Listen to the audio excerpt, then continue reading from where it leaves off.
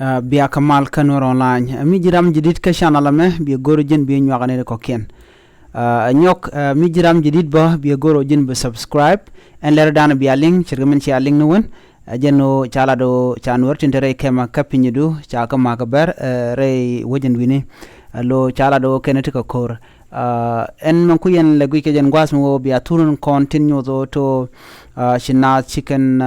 tikare ri ka la tok bi ka gwas me kanna ta ngai kon nori ko ngai kori ko lat karodian shemu guyen mo gwas me chuishna diyen nen gwas me en turne me diyen gujo ke dol te tiene jello ke nyin kene tiene shet ke tine de kon gu gwas mo mi kono kon turun ko ken che ke gwas me chana menzumen den gu jelga kene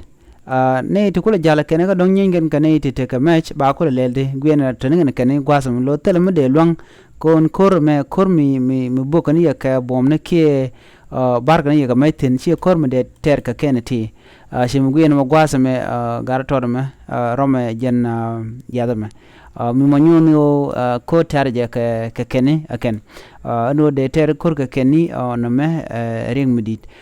jen dana goro de winmon ke le de jala lar shet kene kon lan weraten kon der ga tik ne kon en wini de kan mishenam de kan ling an go to rek jatin re wojin wini mo gor gwech ki mo gor do mo gam de ji ke jam kan turunde ti o biya kul gujo to te ga lat ko rodien kanen kon cha kul post ko social media an o rek ma to ga re ke pinyudo ke jen tok tiang me ka kor gwada dan chu men tame cha kul art na chunka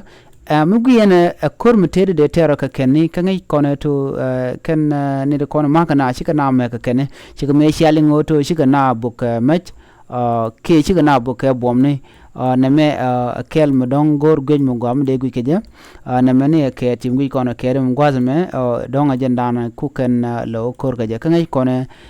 unwara ni motor je jaga daro yi ganga je na me kel mo gor daro ga ne diala kontin linka rwani ku gor kono bana tiga dan le rodo re wujin wini bana je guj ka dobde na me erik dan kon dial ko je to ko wini bo der to ko kon dial an do kon la ne kon woto re ga je to ko na me ne ke dobo den de no de ganga je na me akel mo gor yende yen linka jen to tiang men woto shiri ga mo je to re wuch kapini do kem mi jiram jidit ke jen channel me be sho goro be subscribe ki bi goro bi le dial kon lin tin lat ko rodin re nuare ke Ethiopia ke Gambela ke win diala ko ken bien calling ke ler konen woka kan nuare ka kuyo de ke te ka gwa kan ode ko ganga de mi jiram jidid boga channel be gorbo mete ga mu gor de larba gore jin be jagba kan war online tv ke be comment ba ba roje dan la de ba je ko ling na me jere ga dan de linga jen gwas men wo cha nuare cha ka magre wi ka pinyido ke ka kem biata kamal bye bye